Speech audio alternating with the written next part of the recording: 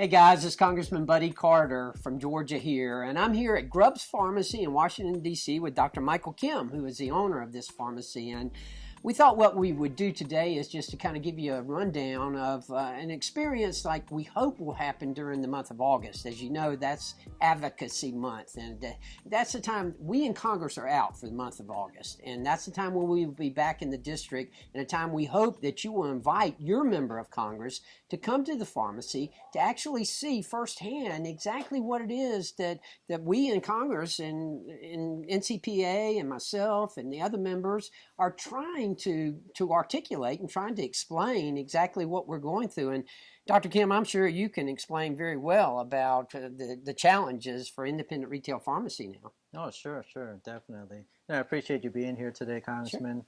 Sure. I just want to, first kind of let the viewers know how easy it is to host a member of Congress at their own pharmacy.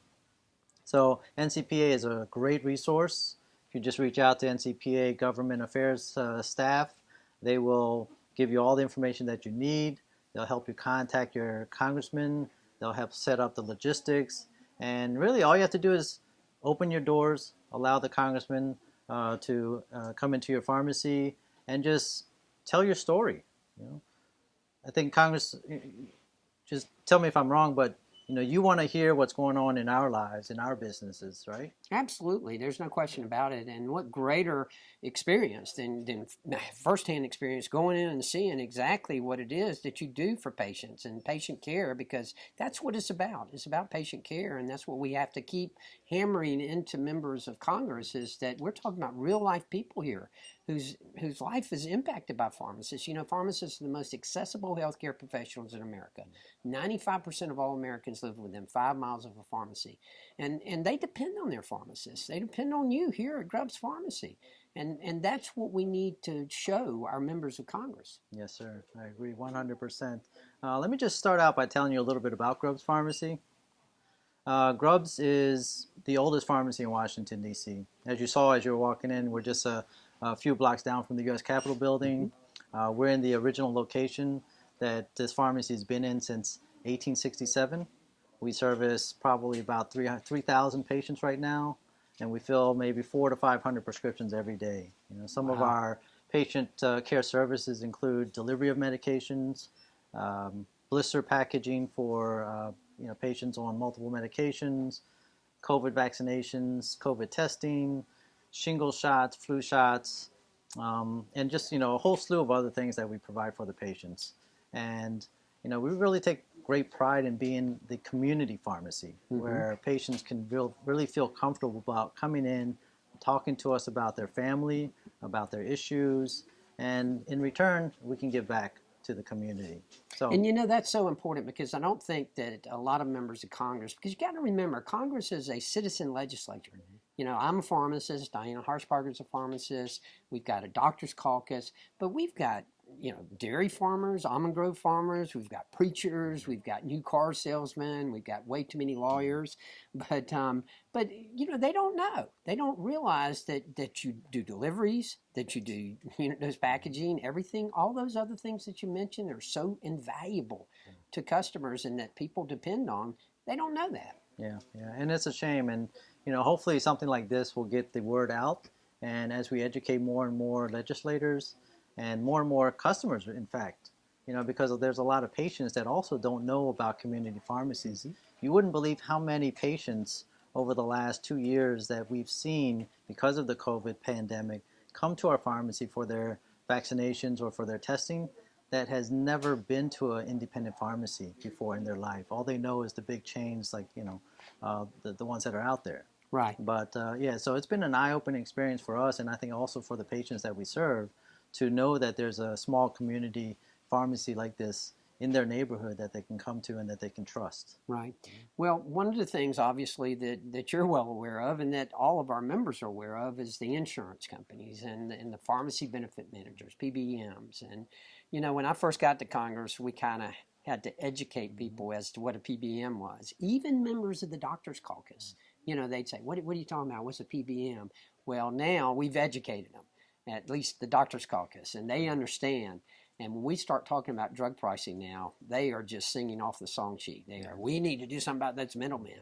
And that's the kind of education we have to do with members of Congress, because like I say, they're not healthcare, not all of them are healthcare professionals. No, excellent point, and I agree 100%. The more education that we can get out about the PBMs and what they're doing to small community pharmacies like us, and the patients and the physicians and everybody else, so just as a general education for people who don't know what a PBM is, PBM stands for Pharmacy Benefit Managers. Mm-hmm.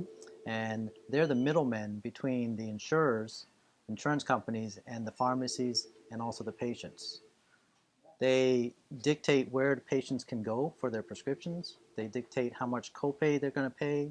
They dictate what drugs are going to be covered. And then they dictate how much the pharmacies are going to be reimbursed. And there's no negotiation with PBMs. They give you a take it or leave it contract. And if you don't take it, then you're out of network, and patients are left standing with no pharmacy to go to except the ones that they don't want to go to. Right, and they're directed to go to, forced to go to. Oh, yeah. And that's what members of Congress need to understand. They need to understand that, you're being told what you're going to charge for a medication. Yes, exactly. And so, we just can't allow the PBMs to continue in what they've been doing. This whole vertical integration with PBMs, such as CVS Caremark, right, who is owned by CVS Health, mm-hmm. who now also owns the health insurance company Aetna. I mean, it doesn't make any sense. I couldn't agree more. If you looked up a definition of conflict of interest, that would be the definition right there. Right. And it's terrible for everybody involved. Right. But look, members of Congress aren't going to learn this by themselves. They are going to depend on us to educate them, and that's our responsibility. That's what August is for Advocacy Month. That's when we're going to be, members of Congress will be outside of Washington, D.C. and in their districts, and that's the perfect time to educate them as to the value you bring to healthcare, the value that you bring to your patients. Those patients who are getting delivery from you, they depend on that. I remember when I had my drugstore and we were delivering. For some of those people, that was the only person they saw all day. And they needed that medication. We were able to provide them with it. Right. No, it's a valuable service, and we're happy to provide it. And, just about every independent pharmacy across the country is providing those valuable services. So we cannot allow the PBMs to basically, I call it a slow death of pharmacy. Right. They're going to choke us by financially, robbing us of any profits, any revenue that we should be making off of the services that we provide. So, Congress needs to do something about the PBMs, and we need to educate everybody about what the PBMs are doing. Anything else you want to mention? No, I was just, a thought came to my mind. I was remembering an incident where I filled a prescription here at my pharmacy, and it was an expensive drug for my mother, and I had my phone number in there for my mother's profile. The very next day, right, CVS Caremark calls me and tries to convince me to transfer my prescription to their mail order pharmacy. Right. I had the same experience from my wife. And I asked him, I said, how did you get this information? Mm-hmm. Right? It's incredible. I mean, talk about conflict of interest. Absolutely. I mean, they got all the information they need to really, be predatory against the small independent pharmacies. But steering doesn't happen. Remember that. It happens every day. We know it does. Yeah, definitely. Well, guys, now you understand why it's so important, especially during the month of August, to invite your member of Congress to your pharmacist, to your practice setting, so that they can see the value that you bring to healthcare, so they can see the service you provide to your patients. We need to educate them. It's not going to happen by itself. It's up to us.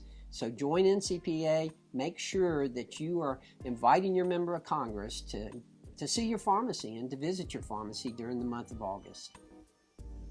Congressman, I just want to say thank you so much for your time, stopping by Grubbs Pharmacy, and I wish you safe travels home. Thanks.